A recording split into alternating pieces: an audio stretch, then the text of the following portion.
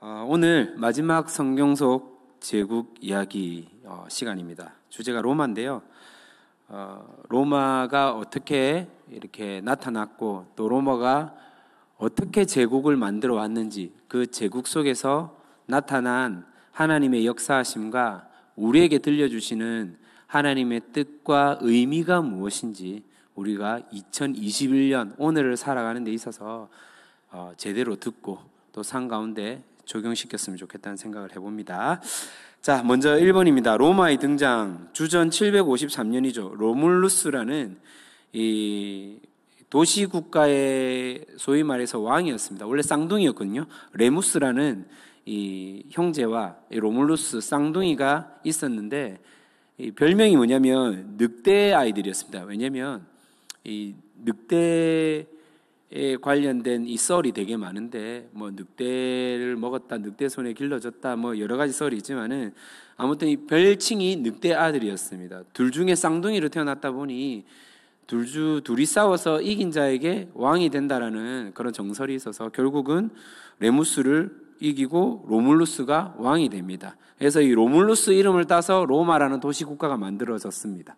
초대 로마의 왕이라고 생각을 하시면 되는데, 사실은 우리가 지금 말하고 있는 로마 제국가는 상당한 기간이 있죠. 왜냐하면 로마는 그 예수님 오실 때부터 신약 성경에 나타난 대부분의 이야기가 로마 시대 때 배경이거든요.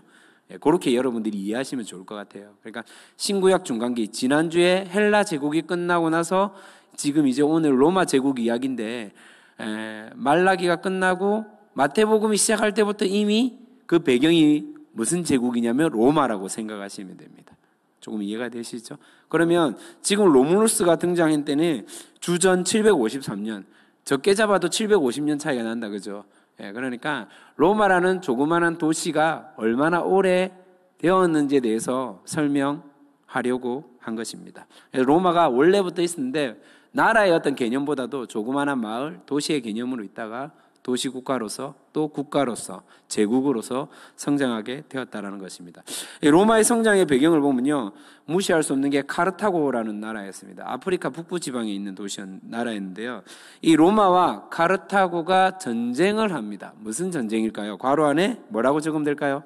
우리가 역사적으로 너무나 중요한 전쟁이죠. 약 120년 동안, 뭐 학자별로 130년 정도라고 말하는 사람들도 있는데 보통은 120년이라고 합니다. 포에니 전쟁이라고 합니다. 괄호 안에 포에니라고 적으시면 되겠죠. 그래서 1차, 2차, 3차에 걸쳐서 이 포에니 전쟁이 일어났는데, 포에니 전쟁이 왜 중요하냐면 로마가 제국으로 발돋움하는 데 있어서 가장 중요한 중추적인 전쟁이 바로 포에니 전쟁이기 때문입니다. 포에니 전쟁 가운데 아주 유명한 전쟁 영웅이 등장하죠.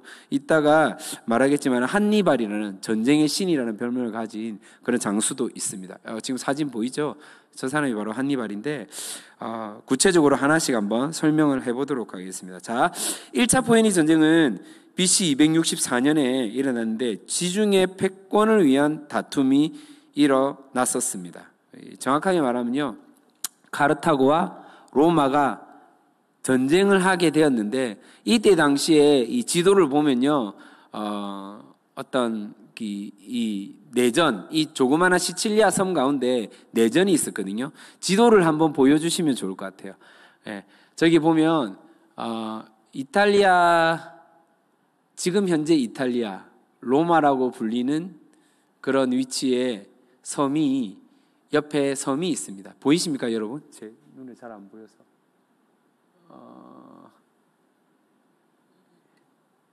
저기 주황색으로 보이는 게 저게 이탈리아, 현재 이탈리아. 당시에 로마인데, 저기 오른쪽에 보면 조그만한 삼각형 모양에 있는 섬이 시칠리아 섬이거든요. 저 섬에 사람들이 소위 말해서 세 민족이 같이 엉켜서 뒤엉켜서 살았는데, 로마와 카르타고와 서로 대립을 하게 됐습니다. 저 섬의 분쟁을 가지고. 그래서 이 포에니 뜻이 뭐냐면요, 포에니 뜻이 로마어로 페니키아인입니다. 페니키아인. 들어보셨죠, 여러분? 페니키아인. 페니키아인을 이제 포에니라고 하는데, 카르타고가 페니키아인의 식민지, 즉 현재로는 시리아입니다. 시리아 사람, 페니키아인이 세운 나라가 카르타고입니다. 페니키아는 우리가 알기로 알파벳을 전파한 나라, 성경 속에는 두로와 시돈, 그러니까 이스라엘 위에 보면 국가가 있지 않습니까? 그게 보면 항구 도시 중에 두로와 시돈이 있거든요. 그곳에 사는 사람들을 두로와 시돈은 사는 사람들을 페니키아인이라고 합니다. 페니키아인. 그래서 여기 도시 국가 사람들이 이제 만든 나라를 소위 말해서 카르타고라고 하는데, 이집트 문명을 유럽과 아시아까지 전파하였고 그리스 문명까지 합쳐준 나라. 예. 지난주에 배웠지만 헬레니즘, 융합 사상을 토대로 해서 많은 문화들을 교류했던 그런 민족, 그런 나라입니다. 그래서 한 번 더 지도를, 조금 전에 봤던 지도를 보시면 특이한 점이 있어요. 여러분, 저 지도를 보면요, 저기 이제 바닷가 중심으로 아프리카 위쪽으로 해서 해안선 따라만 카르타고가 형성되어 있거든요. 지금 제가 표시가 안 돼 있지만은 해안선 따라, 그래 국가가요, 예를 들면 국가가 있으면 보통은 바닷가도 있고 내륙도 있지 않습니까? 근데 카르타고는 아프리카 북부 해안선으로만 위치해 있습니다. 그리고 나중에는 스페인까지, 스페인도 해안선으로만 카르타고가 위치해 있거든요. 그러니까 소위 말해서 카르타고는 해상 무역을 통해서 많은 외화벌이를 했던 나라가 바로 카르타고라는 겁니다. 조금 이해가 되시죠? 그래서 이 카르타고가 로마랑 전쟁을 했는데 서두에 설명했다시피 이 시칠리아 섬 내전으로 말미암아 서로 피 튀기게 싸우게 되었습니다. 참고로 1차 전쟁 때 누가 이기냐면요, 로마가 이기게 됩니다. 이겼던 이유는 참 아이러니하게도 로마는요, 해군이 약하거든요.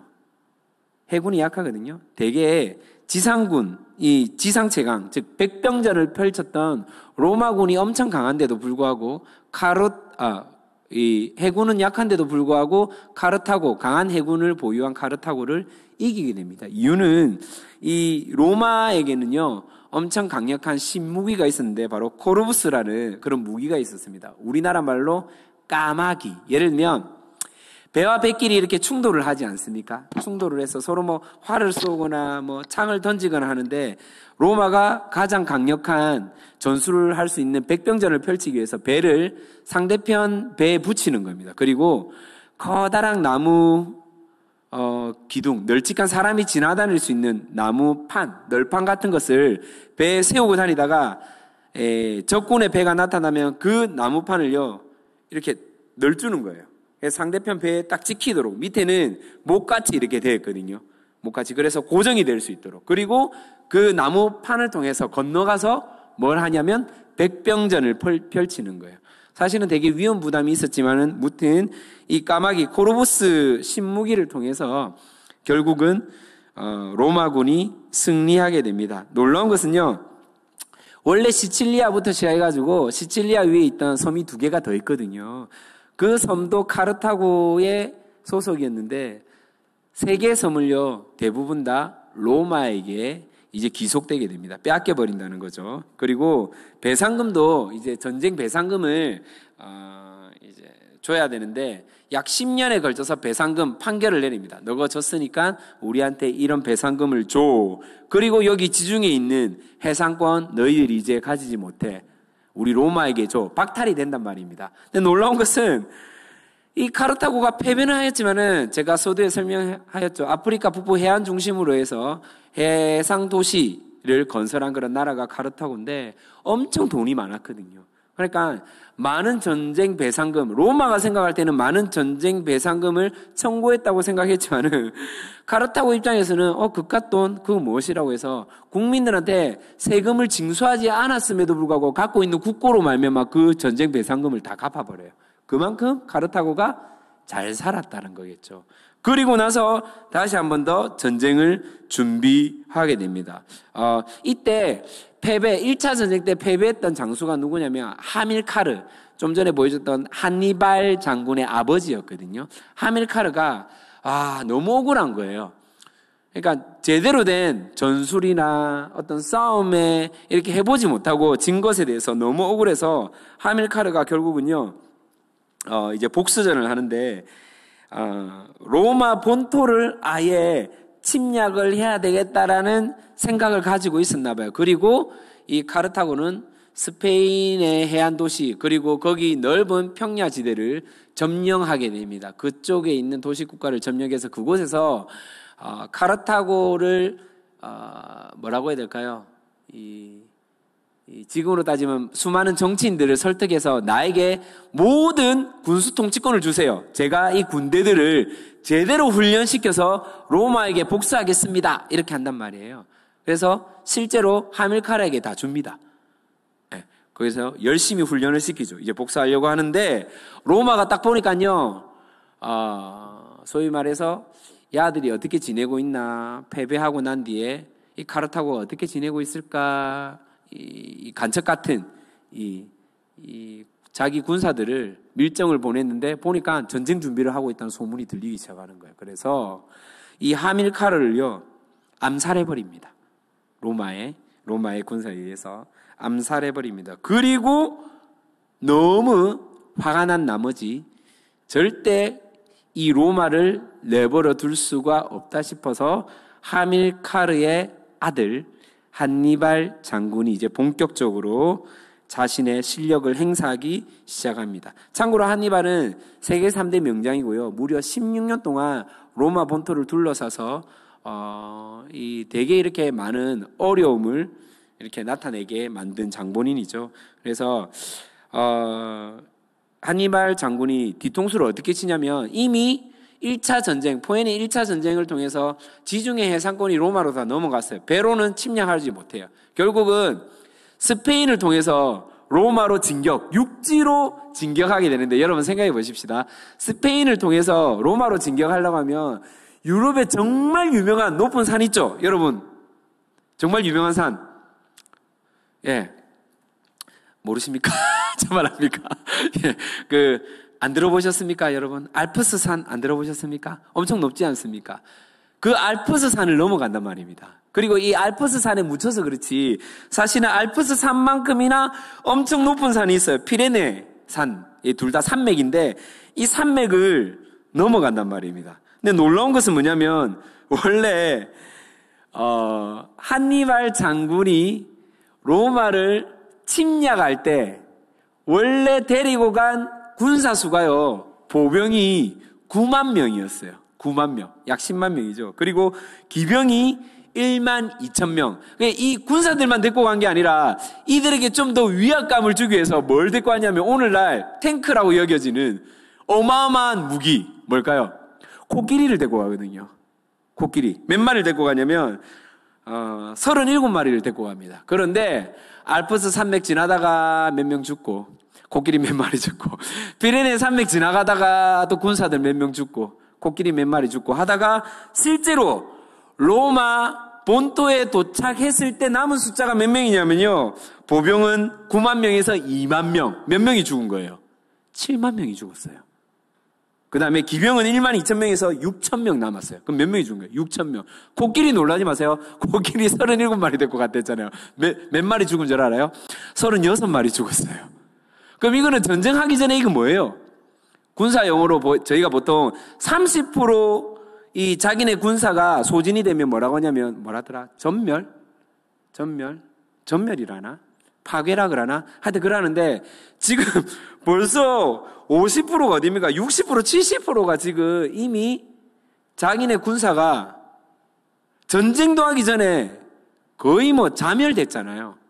전쟁을 할 수 없는 상황인데도 이 한니발 장군이 얼마나 뛰어난 지략가이고 전술가이고 영웅이었냐면 도착하자마자 이 로마 군사들에게 다시 한 번 더 사기를 북돋아 줍니다. 패러다임 전환을 시켜주면서 이 시리와 패배강에 빠진 군사들에게 우리는 로마를 점령하기 위해 태어난 군사들이다. 막 이렇게 사기를 북돋아 줬겠죠.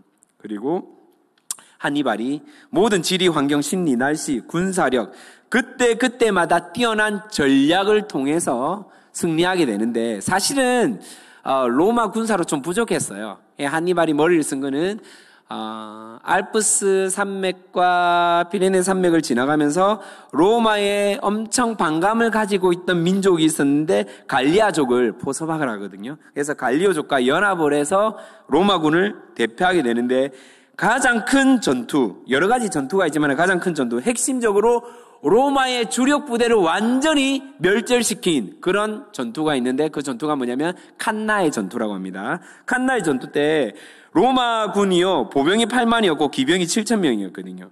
그리고 로마와 이 갈리아족이 합쳐서 약 6만 명 정도 되는데, 이때 이 로마의 병사들이 무려 6만 명이 죽게 됩니다. 거의 다 전멸하게 되죠. 그런데 이때 전멸당하지 않고 한 부대가 탈출을 하게 되거든요. 정중앙으로 둘러싸인 그 부대에서 이렇게 탈출을 하게 되는데 그때 탈출한 장군 중에 아주 유명한 장군이 있습니다. 1차 전쟁의 영웅의 아들, 로마 1차 전쟁, 이 포에니 전쟁에서 1차 전쟁 영웅의 아들 누구냐면 바로 스키피오 장군이라고 하는 사람이 등장하게 됩니다. 그리고 이 스키피오 장군은요, 이 한니발 장군이 썼던 전략을 똑같이 흉내냅니다. 저기 나와 있죠. 스키피오 장군이 결국은요, 오히려 로마 본토를 지키는 게 아니라 어디로 가냐면요, 카르타고 본토를 칩니다. 그러니까 한니발 장군은 지금 어디 있습니까? 로마 본토에 남아 있죠. 그런데 스키피오 장군은 자기네 군사들을 데리고 오히려 카르타고 본토를 치게 돼서 다시 이 카르타고를 점령하게 됩니다. 대단하죠. 그래서 이 정말로 뭐 여러 가지 이 이유와 목적이 있는데 결국은요 2차 전쟁도 카르타고가 이기는 것 같은 분위기였지만은 한니발이 전쟁은 잘했지만은 이 정치적 상황과 주변국들의 이해관계를 잘 이해하지 못해서 16년 동안 로마를 압박하였지만은 본토를 점령하지 못하거든요. 로마를 점령하지 못해요. 이유는 이 로마에 대한 반감을 가지고 있는 갈리아 쪽 같은 여러 주변 국가들을 포섭해서 로마를 압박하면 되는 줄 알았는데 갈리아족 외에 적극적으로 로마를 반대한 나라가 그닥 없었단 말이에요. 요게 왜 중요하냐면요. 아까 전에 말했죠. 제가 로마는 모든 길과 법은 로마로부터 시작된다. 그러니까 여기에 로마의 법이 적용되는데 로마의 당시 시민법은 뭐냐면요. 아무리 로마에서 노예가 된다 하더라도 10년 동안 노예를 하면 10년 뒤에는 노예에서 해방이 되는 거예요. 그리고 더 놀라운 것은 해방이 되고 난 뒤에 로마에서 생활을 하다가 자기 자녀가 태어나면 이 자녀에게 무엇을 주냐면 로마 시민권을 주는 거예요. 그러니까 주변 국가들 입장에서는 굳이 내가 로마랑 적대시할 필요가 없다라고 생각해요. 한니발이 그것까지 생각을 못하는 거죠. 이런 어떤 얽히고 설킨 이야기들이 있는데 결국은 카르타고를 이겨내고 카르타고 본국을 공격한 이 스키피오가 이제 다시 포에니 전쟁, 2차 전쟁을 승리로 이끌게 되었다라는 것입니다. 사실은 이때도요, 많은 그 전쟁 배상금이 있었어요. 전쟁 배상금이 있었는데, 그럼에도 불구하고 카르타고가, 이 전쟁 배상금을요, 1차전보다는 훨씬 더 많은 배상금이 있지만은, 그래도 나라의 뭐 경제가 휘청거릴 정도는 아니었어요. 왜냐하면 워낙 돈이 많았기 때문에. 카르타고가 그만큼 부유한 나라였거든요. 그래서 또 전쟁 배상금을 다 내지는데 중요한 거는 이제 3차 포에니 전쟁입니다. 3차 포에니 전쟁 때 이게 약간 아이러니한 게 이 카르타고의 반감을 가지고 있던 아프리카 밑에 있는 주변국이 있었는데 그 나라가 뭐냐면 누미디아라는 식민지 나라가 있었어요. 그러니까 카르타고도 좀 약해진 것 같고 로마에 몇 차례 얻어터진 걸 틈타서 반란 아닌 반란, 쿠데타를 막 일으키는데 로마가요, 2차전 포에니 전쟁을 통해서 얻은 약정이 뭐냐면요, 너가 절대 전쟁하면 안 되라고 약속을 받았단 말이에요. 그런데 이 누미디아가 쳐들어오니까 어쩔 수 없이 전쟁을 하게 됐죠. 그러니까 로마가 다시 간섭을 하기 시작하는 거예요. 너가 왜 우리랑 약속한 전쟁을 하니? 라고 하니까, 이 사람들이 쳐들어왔잖아. 이 민족이 쳐들어와서 우리도 어쩔 수 없어. 그러면 좋다. 우리가 도와줄 테니, 너가 갖고 있는 무기들 절대 쓰면 안 돼. 무기 다 반납해. 이래버리거든요. 너무 아이러니하죠. 무기를 다 반납해요. 근데 이 카르타고가 진짜 미련한 건지 순둥인 건지 진짜 무기를 다 반납해요. 그러니까 로마가 이때다 싶어가지고 카르타고를 점령합니다. 도시를 에워싸고 3년 동안 대학살 아닌 대학살 이 성 같은 데 모였는데 6개월 동안 마지막에는 막 미친 듯이 투쟁을 하거든요. 근데 결국은요, 마지막에는 뭐 썰이 있는데 활 만드는 그 활이 없어가지고요, 여자들 머리카락으로 따가지고 뭐 만들었다는 썰도 있습니다. 그만큼 이제 농성 끝에 카르타고라는 나라가 완전히 전멸되어서 사라지게 되었습니다. 그 결과 가장 부유한 나라, 가장 제국다운 제국이 바로 로마가 되어버립니다. 왜냐하면 카르타고의 그 많은 재산들, 그 부유한 나라들을 다 몽땅 로마가 차지하게 되거든요. 로마가 차지하게 되죠. 그리고 이제 로마가 이제 제국으로서 발돋움하게 되었습니다.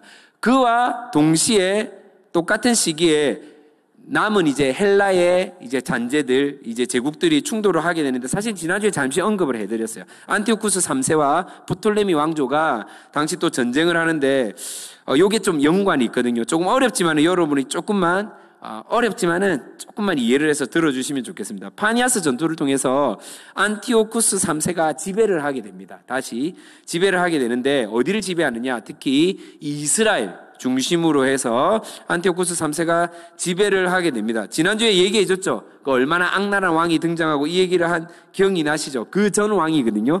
안티오쿠스 4세 전에 이제 3세가 이렇게 등장하는데, 유대가 원래 프톨레미, 그러니까 이집트 중심으로 한 그 왕조에서 다스림을 받았는데 안티오쿠스 3세가 이제 다스리게 되었거든요.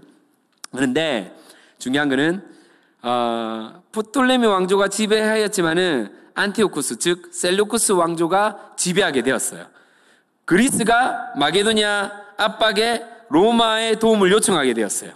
마게도냐가 패하지만은 마게도냐는 다시 안티오쿠스 왕조와 동맹 체제를 맺고 있었기 때문에 또 도움을 청하게 되거든요. 다시 그리스는 로마의 너무나 이 강성의 짐을 불안한 나머지 안티오쿠스에게 다시 도움을, 서로 얽히고 설키고 얽히고 서시고, 그러니까 같은 편인데 배반했다가 또 여기서 도와달라고 했다가 하다가 결국은요,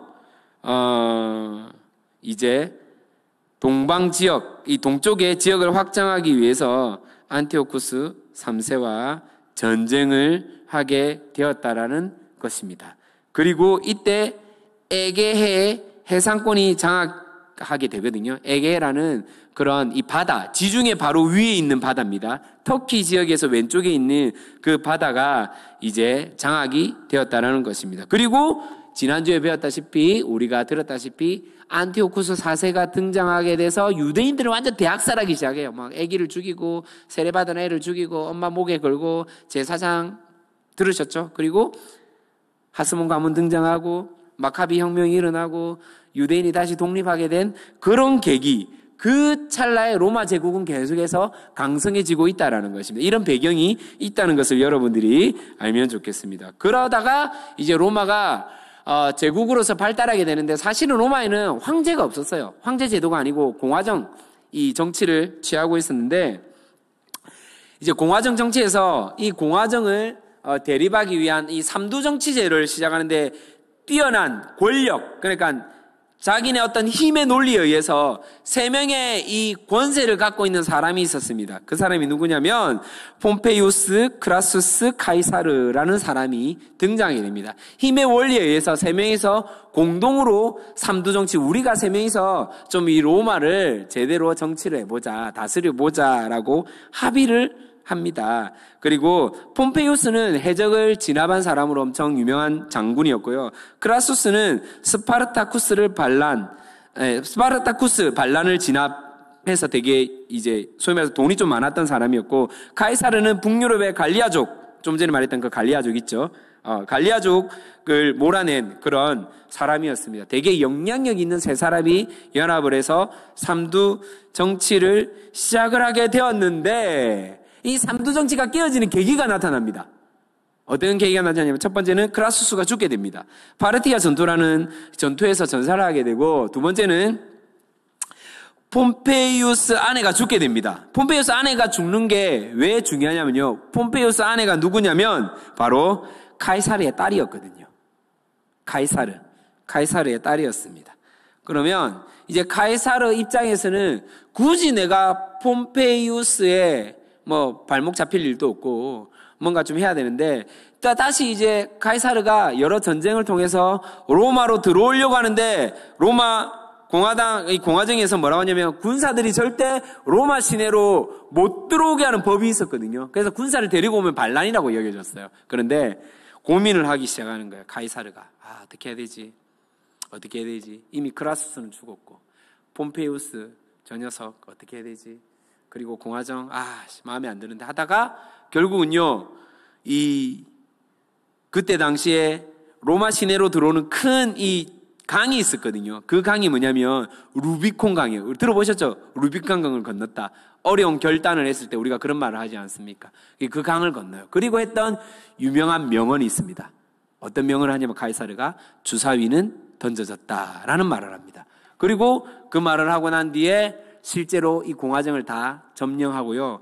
폼페이우스를 잡으러 가는데 폼페이우스가 이집트로 도망가게 됩니다.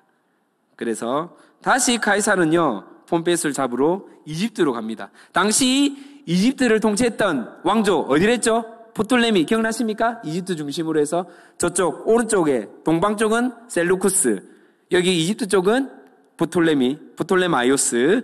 포톨레미 당시에 13세였는데요. 13세가 이제 카이사르가 지금 로마 제국의 실제적인 주인인 것을 안 거예요. 황제는 아니지만은 카이사르가 가장 큰 권력을 갖고 있고 군사 쿠데타를 통해서 로마를 다 점령한 줄 알게 된 거예요. 그러니까 이 프톨레미 13세는 카이사르에게 잘 보이고 싶다라는 생각이 있겠죠. 그러다 보니까 시키지도 않았는데 이집트로 도망온 폼페이우스를요, 이 프톨레미가 13세가 죽여버립니다. 왜? 잘 보이려고. 그리고 죽인 이 폼페이우스를 딱 시체를 가지고 갔겠죠. 제가 죽였습니다. 하는데 오히려 이 카이사르가 대노를 합니다. 어디 감히 소위 말해서 존귀한 로마인도 아닌데 네가 뭔데 로마인을 죽였느냐 하면서 완전 뭐라 하거든요. 그런 상황에 프톨레마이오스는 엄청 마음이 상했겠죠. 왜냐하면 예상과 다르게. 그런데 그 타이밍에 또 눈치 빠른 이 프톨레미 왕조의 원래는 공주였다가 이 프톨레미 아버지, 그러니까 12세부터 이제 이 아들하고 그 딸이 누구냐면 지난주에 말했던 알렉산더의 아버지 누구죠? 필리포스 2세 부인, 그 네 번째 부인이었나? 일곱 번째 부인이었나? 그 클레오파트라는 다른 클레오파트라입니다. 우리가 실제로 미인 클레오파트라 할 때 그 실제 클레오파트라가 오늘 등장하는 이 클레오파트라거든요. 클레오파트라가 프톨레미 13세와 공동정치를 하고 있었어요. 애굽 지역을 공동으로 다스리고 있었는데 계속 프톨레미가 자신이 다 다스리려고 하는 그런 어떤 이 영향력을 발휘하니까 클레오파트라가 머리를 쓴 거예요. 카이사르에게 선물을 보냅니다. 이따만한 박스를요, 예쁘게 선물해가지고 착 이렇게 보냅니다. 카이사르가 뭐지? 선물을 딱 뜯어봤는데 이따만한 융단이 막 있네. 그래서 그걸 딱 풀어보니까 그 안에 누가 나왔냐면 짠! 클레오파트라 본인이 나온 거예요. 이해되세요? 예, 썰입니다. 썰. 예, 실오라기 하나 안 걸치고 있는 거예요. 그러니까 카이사르를 결국은 유혹해가지고 그곳에서 무려 몇 년을 살냐면요. 몇 년 아니고 1년 동안, 거의 1년을 살거든요. 그리고 자녀도 낳습니다. 실제로 자녀도 낳습니다. 예, 이렇게 유혹해서 카이사르를요, 자기 편으로 이제 들여지게 되는데 프톨레마이오스 입장에서는 되게 속상한 거죠. 저기 뭐지? 이러다가 반란 아닌 반란을 일으키게 됩니다. 그래서요, 이 프톨레미 13세가요, 약 2만 명의 군사로 카이사르, 그때 폼페이우스를 잡으러 데리고 왔던 군사는 5천 명도 안 됐거든요. 잡으려고 약 2만 명이 넘는 군사를 가지고 카이사르를 압박하게 됩니다. 그러니까 카이사르 입장에서는 되게 궁지에 몰린 거죠. 자기 나발이도 아니고, 그죠? 군사도 너무나 작고, 예. 그런데 이때 기회를 본 사람이 있었어요. 이때 우리가 잘 아는 사람이 또 등장하게 됩니다. 누구냐면 바로 헤롯입니다. 헤롯은 사실은 에돔 접속의 후에 이둠의 사람이었거든요. 이둠의 가문의 사람이었는데 기회주의자였어요. 그래서 헤롯이 다른 지역에 어떤 장수로 있었는데 카이사르의 도움 요청을 듣고 즉시 달려와서요, 이 프톨레미 13세를 전멸하는 데 큰 공을 세우게 된다라는 거죠. 헤롯이 여기에 눈도장을 지키게 됩니다. 그리고 요때 또다시 유명한 뭐라고 해야 될까요? 이 명언을 남깁니다. 카이사르가. 그때 아프리카 여러 민족들도 같이 이렇게 합세해서 카이사르에게 도전을 하게 되는데, 공격을 하게 되는데, 특별히 그 중에 대표적인 왕국 중에 하나가 폰투스 왕국이라고 있었거든요. 하여튼 그 전쟁을 통해서 이기게 되는데, 그때 그 왕국에서 뭐라고 하냐면 카이사르가 왔노라 보았노라 이겼노라 라는 또 명언을 남깁니다. 결국 이기거든요. 결국은 그렇게 하고 나서 오랫동안 클레오파트라 아까 말했죠. 1년 동안 살다가 로마로 들어가게 되는데, 아직 황제 제도가 없어요. 황제 제도가 없고, 아까 전에 삼두 정치를 했지 않습니까? 폼페이오스랑 크라수스랑 그 카이사르가 삼두 정치를 하면서 이 독재관이라고 해가지고 가장 높은 권력에 차지하는 사람이 있었는데, 이 서로 돌아가면서 기한을 정해서 독재관 또는 집정관이라고 하는데, 돌아가면서 그 자리에 올라갔거든요. 그런데 카이사르가 보니까 이거 기한을 정해놓으면 안 되겠다 싶어가지고 본인이 스스로 법을 만들어서 본인의 직책을 만듭니다. 종신독재관이라고 해서 집정관의 기한을 무기한으로 바꾸게 됩니다. 무기한으로 자신이 완전 황제나 마찬가지다라고 만들게 됩니다. 하지만 카이사르는 또 이내 그렇게 만들고 난 뒤에 3년 뒤에 암살을 당하게 됩니다. 예.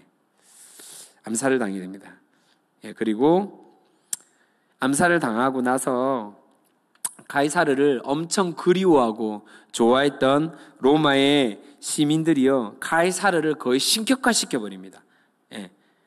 신격화시키고, 카이사르가 정말로 국민들에게 너무나 잘했는데, 이 카이사르가 죽기 전에 어떤 유언을 남겼는데, 그 중에 하나가 뭐냐면, 당시에 로마의 이 화폐 단위가 세르테르티우스라고 하는데, 약 300세르테르티우스씩 나눠주라고 합니다. 모든 시민들에게. 이게 어느 정도 되는 돈이냐면요, 우리나라로 치면 석 달 노동자의 임금, 한 얼마 정도 될까요? 우리가 한 250만 원, 300만 원 잡았을 때 약 1000만 원 가까이 되는 돈을요, 1인 한 명씩 모든 사람에게 다 지급해라라고 이렇게 유언을 남기게 되고, 또 이 카이사르를 통해서 로마인들을 보호하는 엄청 중요한 법을 다시 만들게 되는데, 그 법이 뭐냐면 셈프로니우스 법이라는 법입니다. 이 법이 원래 있었는데 되살려 놓거든요. 이 법이 뭐냐면 로마 시민 가운데 죄를 지은 어떤 사람도 재판을 하지 않고 항소할 기회도 없이 처벌할 수 없다. 이게 사실 성경에 나오죠. 사도 바울이 위험에 처했을 때 나는 뭐다? 로마 시민권이다 하니까 함부로 처벌을 합니까? 못합니까? 못하지 않습니까? 로마에서 소위 말해서 로마로 압송을 해서 거기에 대해서 재판을 받을 권리가 있다는 거예요. 로마 시민은. 이해가 되시죠? 그래서 당시 사도 바울이 아주 철저하게 이용한 로마 시민법 중에 하나죠. 사실은 이 셈프로니우스 법이라는 것은 뭐냐면 우리가 좀 전에 말했던 그 유명한 장수, 로마가 카르타고를 점령한 유명한 장수 누구죠? 스키피오 장군의 외손자인 그라쿠스 형제가 있는데, 농민들이 계속 영주들이 더욱더 잘 먹고 잘 사니까 이 농민들이 너무 못 살게 되는 거예요. 그래서 이 그라쿠스 형제가 농민들의 변호를 하기 시작해요. 권익을 막 이렇게 외치기 시작하는데, 로마의 이 원로원, 공화정에 있는 원로원들이 보니까 자기의 이익에 반하거든요. 이러면 우리 돈이 없어지잖아. 그러니까 이 그라쿠스 형제를 살해해버려요. 로마인인데 살해해버린 거죠.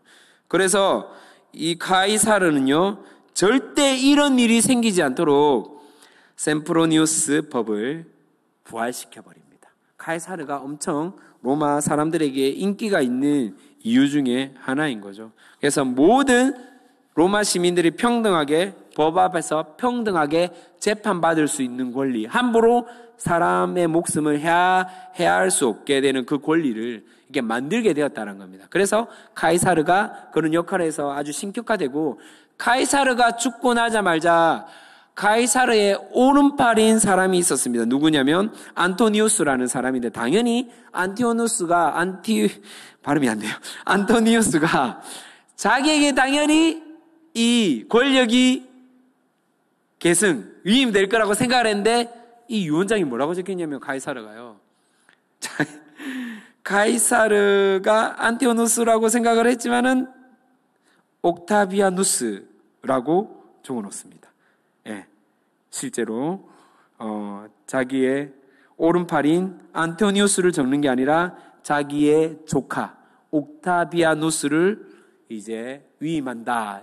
그에게 나의 모든 권력을 증가한다. 처음에 옥타비아누스가 나이가 어려가지고요 공경에 처하지만은 나중에는 아무튼 뭐 여러 가지 일이 있었는데 다시 이렇게 하다가 제2 삼두 정치를 펼치게 됩니다. 옥타비아누스, 안토니우스, 그리고 레피두스라는 사람이 등장하는데, 결국은요 또다시 레피두스가 없어지고 안토니우스하고 옥타비아누스가 전쟁을 치르게 됩니다. 누가 이기느냐? 옥타비아누스가 승리하게 됩니다. 그리고 삼두 정치가 또 사라지게 되죠. 옥타비아누스가 누구냐면 우리가 알고 있는 아우구스투스입니다.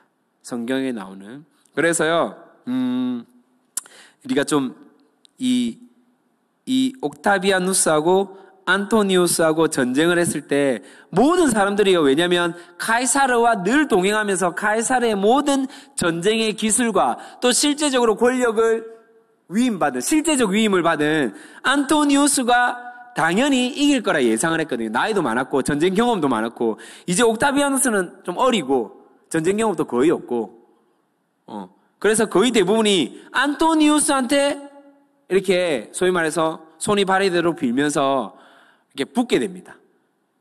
우리가 알고 있는 헤롯, 그리고 카이사르와 살림을 차렸던 클레오파트라조차도 안토니우스에게 붙게 됩니다. 그래서 클레오파트라는요 카이사르와 살림을 차리지만 나중에는 안토니우스하고도 살림을 차리게 됩니다. 그래서 대단한 여인이죠. 이 세계를 통치했던 이 황제 같은 사람을 계속해서 이렇게 주물럭주물럭 했던 사람, 대단한 사람이 클레오파트라죠. 하지만요 결국은 옥타비아누스하고 안티오누스하고 전쟁을 하는데, 결정적으로 이 전쟁에서요 안토니우스가 죽게 됩니다. 패전을 하게 됩니다. 그 전쟁이 뭐냐면 세계 3대 해전이라 불리우는 악티움 해전입니다. 악티움 해전, 옥타비아누스가 승리하게 된 해전, 악티움 해전입니다. 자, 용어 정리를 좀 하도록 하겠습니다. 우리가 좀 전에 제가 계속해서 종신독재관이라고 불리며 실제 로마를 통치했던 카이사르는요 성경이 나오는 가이사입니다. 가이사 들어보셨죠? 가이사 도시도 있죠? 가이사고 영어로는 뭘까요? 시저입니다.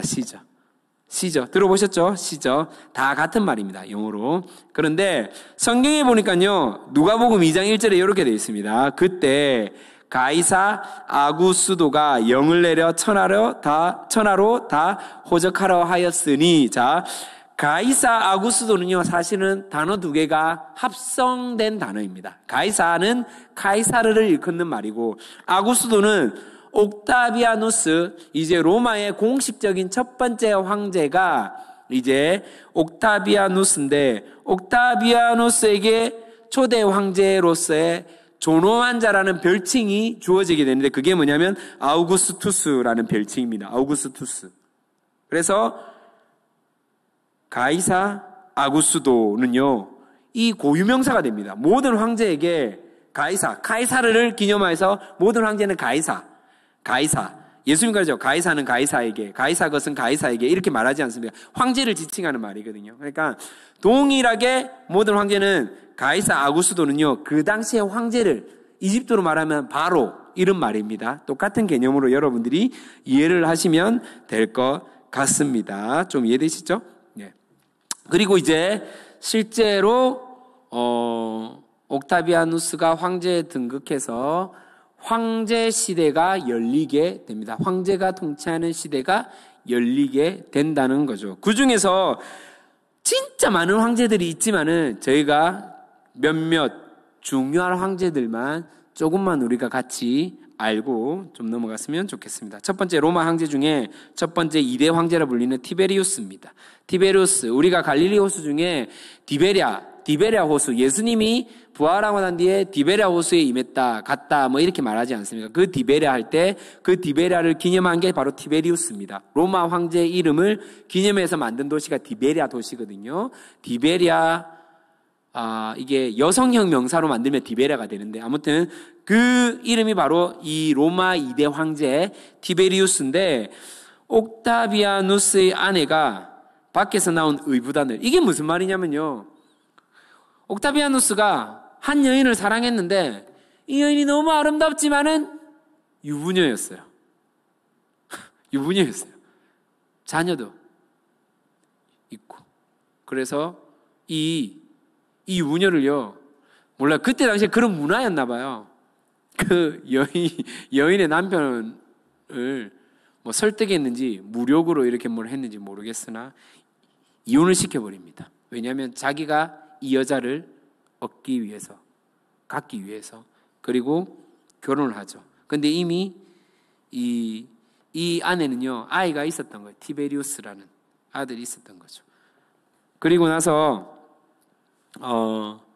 이 옥타비아누스의 인정을 받기 위해서요, 이 티베리우스는요 엄청 노력을 하지만은 자기 자식이 아니잖아요. 자기 자식이 아니니까 계속해서 옥타비아누스는 다음 왕을요, 자기의 핏줄을 이은 아들에게 넘겨주려고 하는데 아들이 안 태어나는 거예요. 딸밖에 안 태어나거든요. 결국은 이 의붓 아들하고 자신의 딸 율리아랑 결혼을 시켜버립니다. 네. 자기 아내의 아들과 자신의 딸과 결혼을 시켜버립니다. 근데 웃긴 거는 뭐냐면요, 이때 당시에 티베리우스는요 이미 또 아내가 있었어요. 그러니까 그 자기의 의붓 아버지죠, 황제한테 인정을 받고 또 황제를 물려받기 위해서요, 자기가 너무나 사랑하는 아내를요 버리고 이 옥타비아누스 딸과 결혼하게 됩니다. 되게 아픈 과거죠. 아픈 사연이죠. 그리고 이 아픔 때문에인지도 모르겠지만은 정치에 집중을 하지 못합니다. 티베리우스는 뭐 카프리 섬이라는 곳에 은둔 정치를 하기도 하고, 또다시 뭐 유대 빌라도를 총독으로 파견시키기도 하고 여러 가지 일을 하지만은 아무튼 그닥 이렇게 로마의 정치적으로 엄청 이렇게 집중하지 못한 그런 황제로 알려져 있습니다. 되게 악한 왕이라고도 하고 좋은 왕이라고도 하는데 해석은 좀 다르지만은 이런 배경이 있습니다. 그리고 이제 3대 황제, 칼리굴라라는 황제가 있는데, 이 칼리굴라 황제는 그닥 중요하지 않는 것 같지만은 온 로마에 자신의 상을 만들어서요 우상 숭배하게끔 만듭니다. 결국은요 자신의 부하에 의해서 암살이 되는데 온 나라 재정을요 파탄나게 만들거든요. 주범입니다. 파탄에 이르게 하는 주범입니다. 그리고 나서 다시 4대 왕으로 클라디우스, 되게 나이가 많은 황제죠. 50세의 황제가 되는데, 티베리우스 황제 동생인 드루수스라는 막내 아들, 즉 칼리굴라의 작은 아버지입니다. 그러니까 조카가 3대 왕이고요, 다시 삼촌이 4대 왕이 된 케이스예요. 되게 뒤집어진 거죠. 아무튼 클라디우스가 4대 황제가 되는데, 왜 클라디우스를 얘기하냐면 이 클라디우스를 통해서 바로 유대 왕을 세워가지고 유대를 통치하게 되었다라는 겁니다. 헤롯 아그리파, 당시에 헤롯도요 헤롯만 있는 게 아닙니다. 헤롯 한 사람만 있는 게 아니라 헤롯도요 우리 성경에도 잘 알고 있지만은 헤롯 대왕도 있고요, 헤롯 빌립도 있고요, 헤롯 아그리파도 있고, 헤롯 안디바도 있고 엄청 많죠. 예, 여기서 말하는 헤롯이란 헤롯 아그리빠를 말하고 있다는 것을 여러분이 기억을 했으면 좋겠습니다. 자, 그리고 나서 다시 우리가 너무나 잘 알고 있는 황제 나옵니다. 바로 네로 황제, 로마의 5대 황제죠. 기독교인이 가장 무서워하고 싫어하는 이 치를 떠는 황제인데 16세 때 16살에 황제 자리에 오르지만은 당시에 엄마가 누구냐면 아그리피나라는 엄마가 사실은 거의 섭정처럼 엄마가 거의 통치를 합니다. 엄마가 정치를 다 한다는 거죠. 결국요, 이 네로가 너무 스트레스가 심한 거예요. 엄마가 계속 조정을 하니까 이 네로가 무엇을 선택하게 되냐면요, 엄마를 죽여버려요. 자신의 친모를요 살해를 하게 됩니다. 그리고 이것을 달래기 위해서 이 뭐 정신병이 안 간 게 참 신기한 게 한데, 네로가 여러분 그건지 아십니까? 가수 출신인 거 아십니까? 되게 처음 들어보죠, 이런 얘기. 네로가 오페라를 즐겨 불렀거든요. 그래서 로마에 있었던 게 아니라 이 황제가 되고 난 뒤에 20대 중반에는요 어디로 가냐면 나폴리라는 항구 도시에 가서 거기서 막 노래 공연을 해요. 막 노래를 합니다. 나폴리나 그리스 등에 가서 노래를 하는데 이때 크나큰 사건이 생깁니다. 무슨 사건이 생기느냐? 이스라엘에게 정말 중요한 사건. 예. 로마 대화재가 일어납니다. 자, 보세요. 로마 황제가 로마를 비우고 노래를 하고 있어요. 어떤 상황인지 알겠죠? 어떤 배경인지 알겠죠? 그런데 로마가 대화재가 일어났어. 누가 책임을 져야 됩니까? 황제가 책임을 져야 되잖아요. 정치적 그게 입지가 있으니까. 그러니까 결국은요 무엇을 선택하냐면, 당시에 유대인들은 나름대로의 정치적 입지가 좀 있었거든요. 아무리 노예들도 많았지만은 유대인들은 세력도 좀 강했고 하다 보니까 당시에는 기독교인이 소수였거든요. 유대인이랑 기독교인은 다릅니다. 여러분 아시죠? 그 개념은 아시죠? 예. 그래서 누구를 몰아가냐면 로마 대화재 주범은 기독교인이다라고 발표를 하면서 그때부터 기독교인을 핍박하고 처형하게 된다는 것입니다. 그리고 나서 계속해서 기독교인들이 핍박을 받게 되고, 그 가운데 덩달아서 이 이스라엘 내에서도 유대인들의 유일신에 대해서 로마가 간섭을 하게 됩니다. 반대하게 되고 요구하게 되고, 그러다가 바로 베스파시아누스라는 9대 왕 때 자기 아들이 장군이었거든요. 티투스 장군이라고 있었는데 이 예루살렘 도성을요 완전히 장악하기로 결정을 합니다.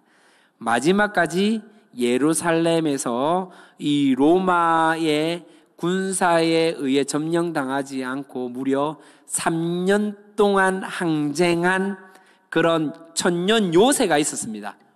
이 요새 이름이 뭐냐면요, 마사다라는 곳입니다. 마사다.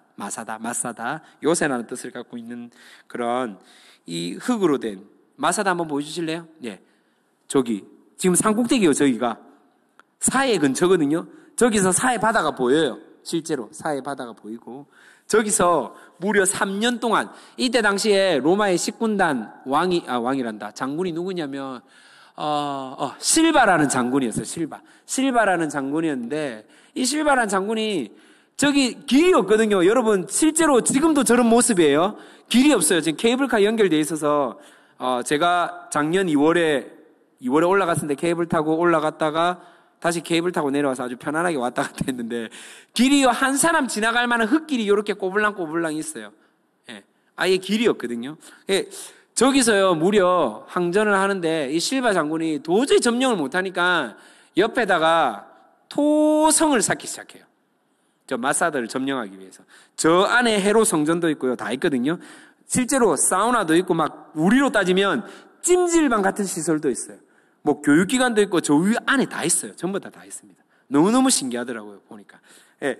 그리고 토성을 쌓아서요, 실바 장군이 이제 마사다를 점령하기 하루 전이었나 이틀 전이었나 약 1000명 정도 당시에 열심당원들, 이제 이스라엘 사람들이 모여 있는데 이제 결정을 한 거예요. 어떤 결정을 하냐면 이제 우리는 내일이면 이곳도 이제 점령당하게 된다. 그러면 아주 추한 모습으로 우리는 살아갈 것이다. 노예가 될 거고 여자들은 아주 심한 추악한 꼴로 살아가게 될 것이다. 그러느니 우리 여기서 깔끔하게 우리 목숨을 그냥 하나님께 드리자. 뭐 이렇게 얘기를 했겠죠. 유대인들이니까.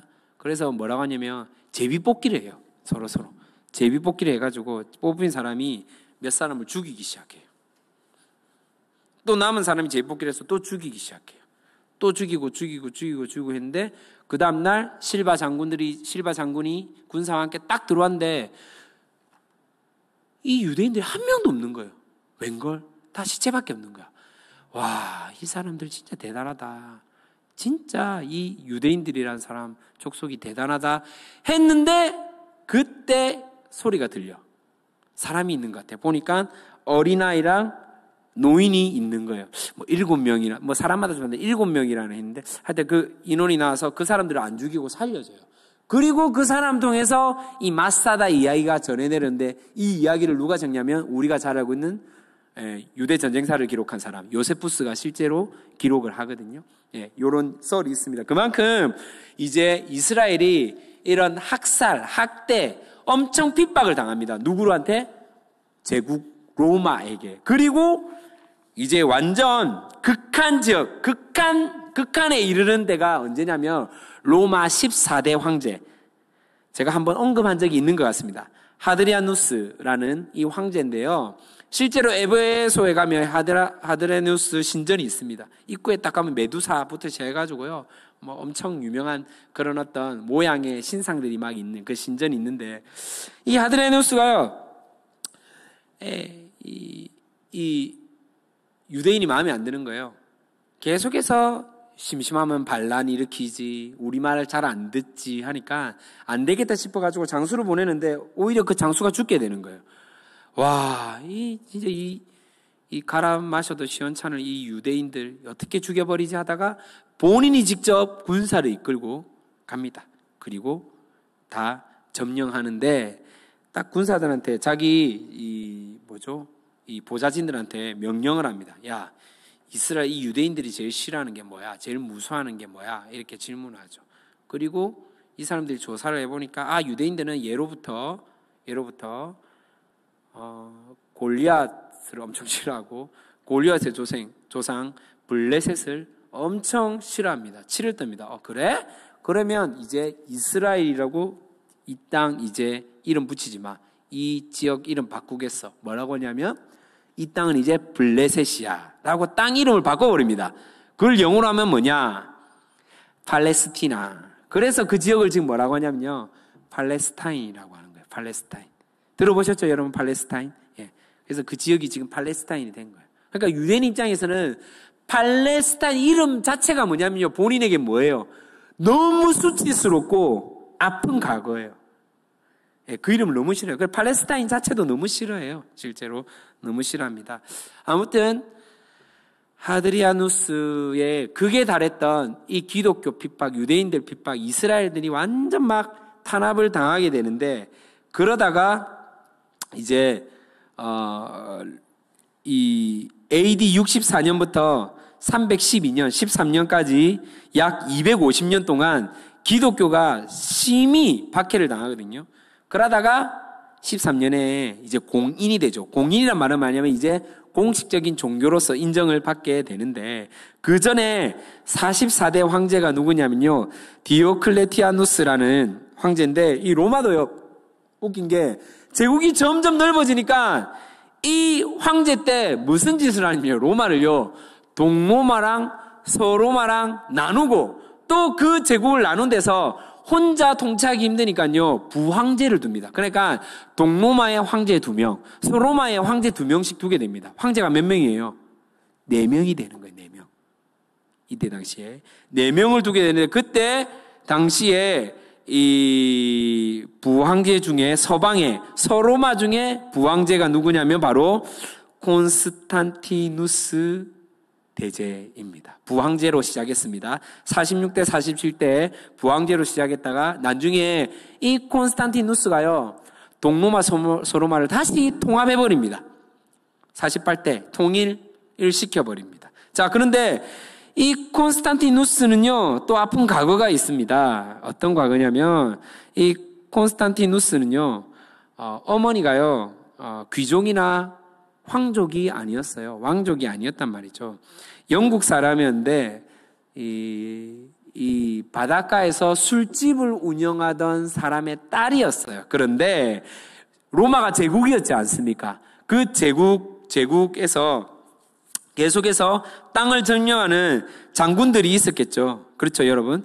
그래서 이 장군이 이 선술집 딸과 사랑에 빠진 거예요. 소위 말해서.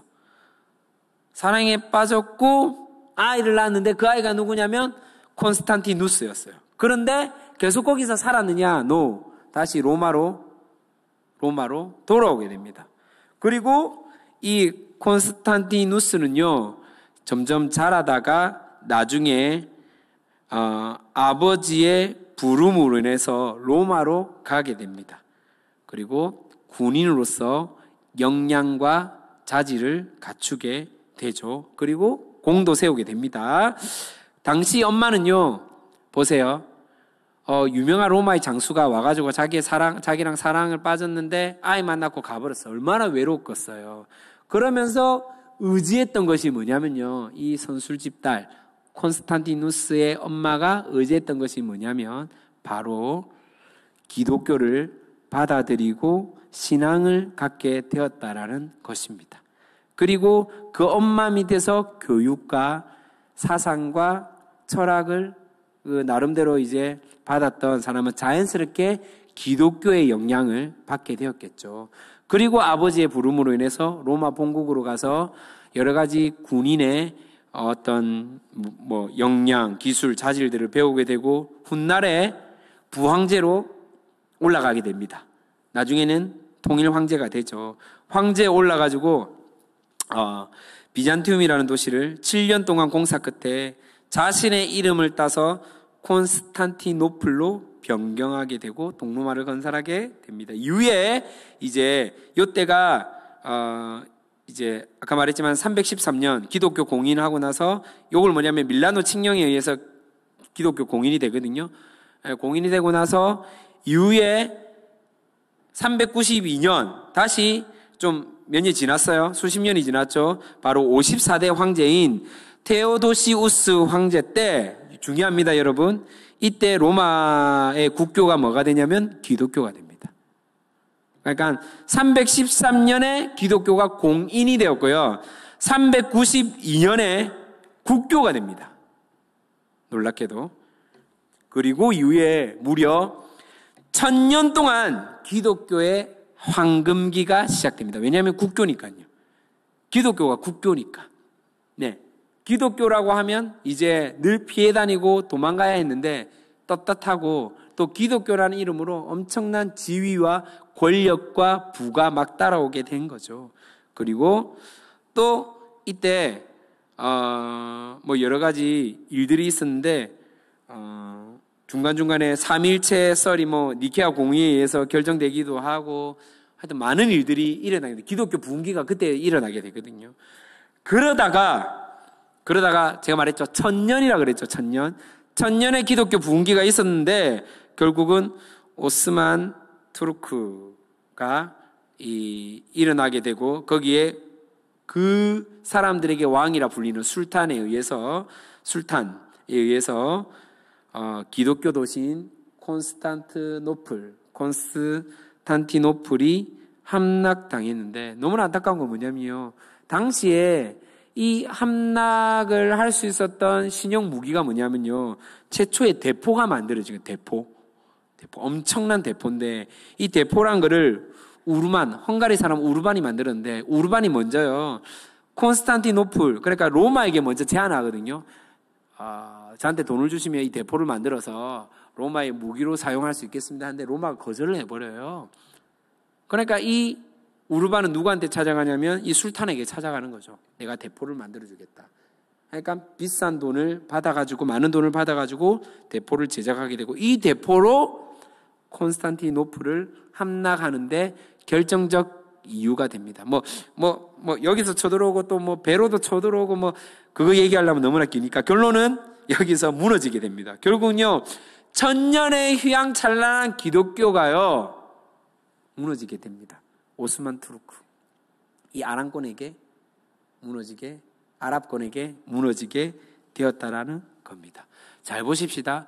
그렇게 기독교가 박해를 받으면서 끝까지 기독교인들이요, 그 로마 대제국의 그 위험과 그 강압과 무력 앞에서 신앙을 지키기 위해서 우리가 알고 있는 그 지하교회로 들어가지 않습니까? 카타콤 들어보셨죠? 지하. 예. 거기서요, 가이드 이런 얘기 있어요. 거기 구경하러 갔다가 가이드 지금부터 저를 안 따라오면 길 잊어먹습니다.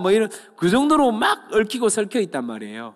터키에도 그런 비슷한 지하 도시가 있는데 데린구유라는 도시가 있거든요. 실제로 거기 가면 그 안에 학교도 있고 식당도 있고 교회도 있고 장난해. 태어나자마자 그 동굴에서 태어나가지고 지하에서 태어나가지고 평생 살면서 햇볕 한 번 보지 못하고 살아온 사람들도 많단 말입니다.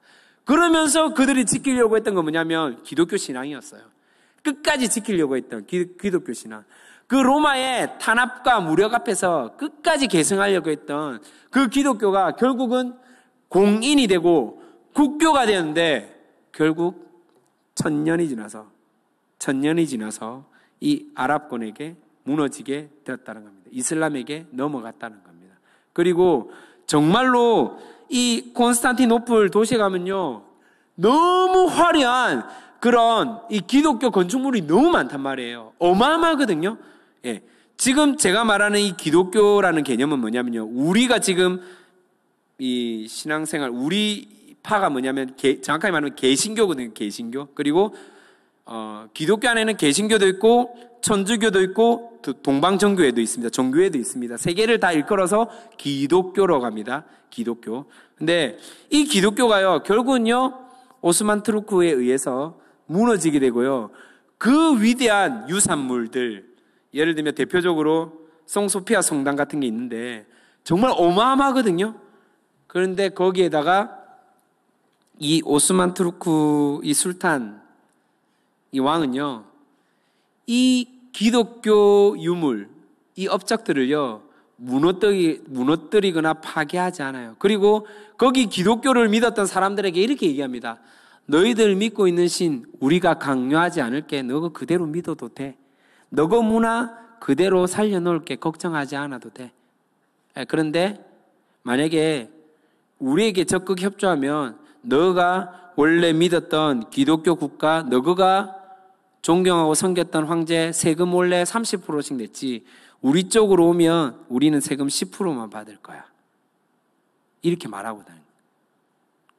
지금 어떤 느낌인지 아시겠어요? 그리고 그 위대한 기독교 문화에 이 이슬람 문화를요, 덧칠 하기 시작해요. 덧칠.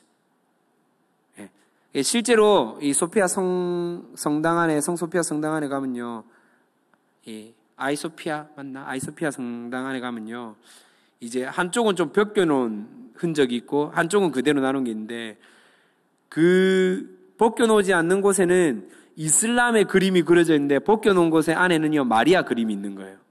이해가 되세요? 그러면 그 그림을 파괴하거나 지운 게 아니라 그대로 덮어쓰기를 했다 이 말이에요. 그 위에다가 이슬람 문화를 그대로 덮었다라는 겁니다.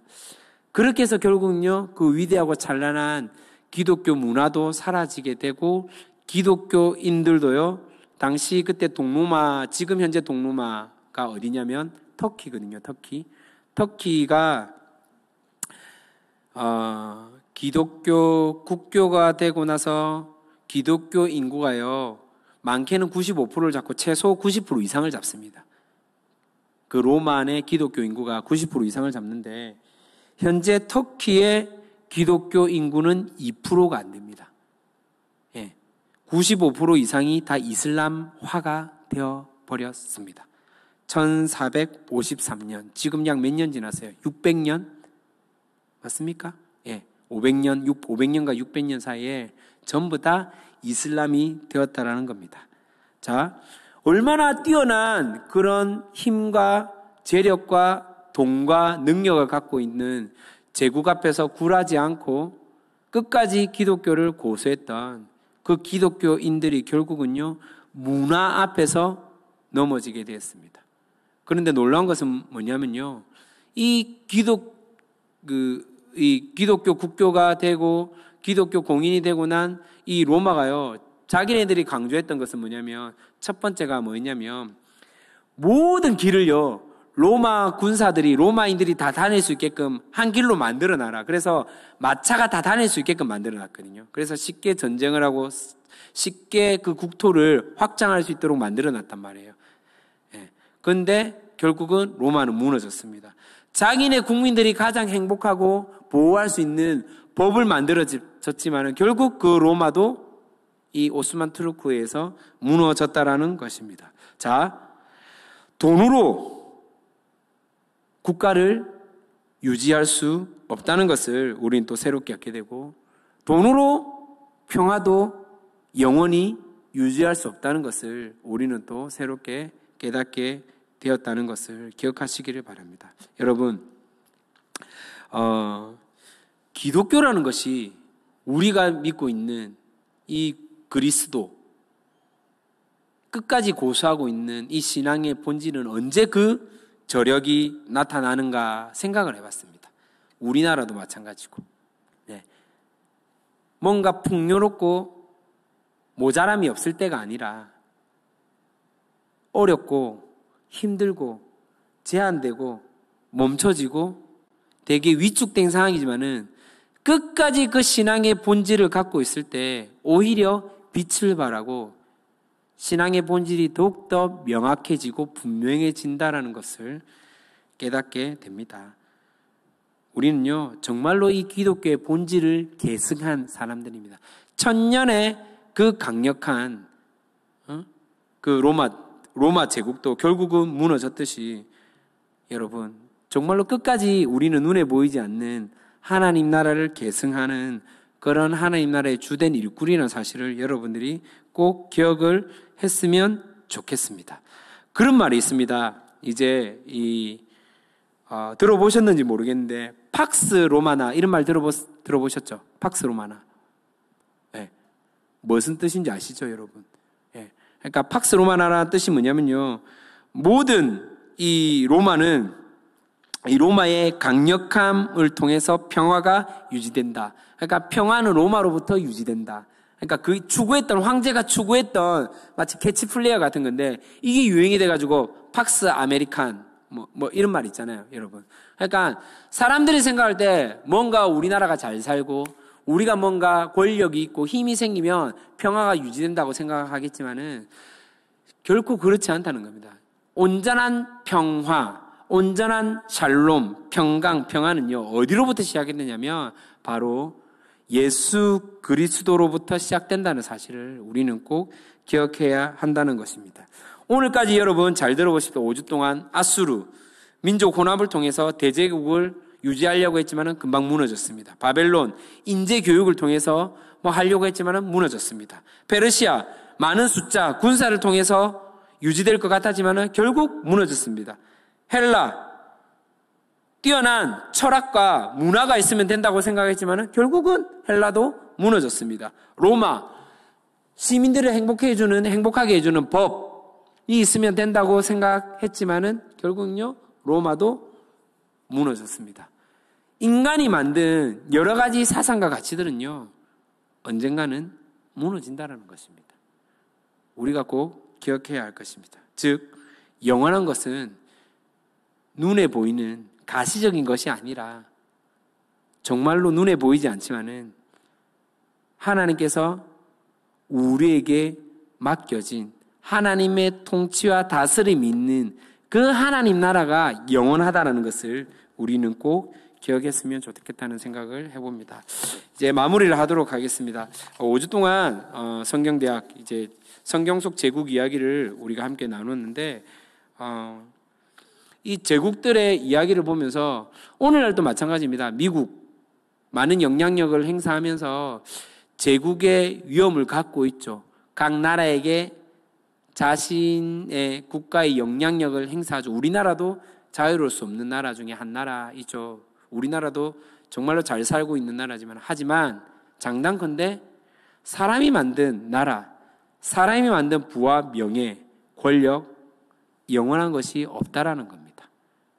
그리고 좀 전에도 함께 우리가 나누었지만은 진짜 온전한 평화와 온전한 행복은요, 팍스 로마나가 아니라 우리에게는 하늘로부터 오는 그 평강과 은혜가 있습니다. 이것만이 우리에게 영원한 안식을 준다는 사실을 여러분이 꼭 기억했으면 좋겠습니다.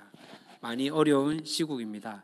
언제 코로나 단계가 하향될지도 모르겠고, 언제 우리가 원래 자유롭게 예배 드렸던 그 시절이 돌아올지도 모르겠습니다. 하지만 분명한 것은 하나님이 하시면 돌아올 수 있고, 하나님이 행하시면 다시 우리가 온전히 하나님 앞에 예배 드리며 기쁨으로 교제하며 나올 수 있는 시간이 올 거라고 확신합니다. 그럼 우린 그때까지 무엇을 하면 될까요? 오늘의 그 언약을 이어가는 백성으로 살아가야 할 것입니다. 특별히 담임 목사님께서 기도의 짝을 정하고 기도 시간과 장소를 정하고 함께 기도하자고 했는데 참 의미가 있다고 생각합니다. 2021년 어렵고 정말로 제한된 상황 가운데 우리가 하나님 앞에 다시 한 번 더 모일 수 있는 시간, 하나님 앞에 우리의 생각과 마음을 내려놓고 드려질 수 있는 시간, 기도할 수 있는 시간, 여러분 혹여나 미루시는 분들이 있다면 다시 하나님 앞에 나아갈 수 있는 그런 귀한 시간이 되었으면 좋겠습니다.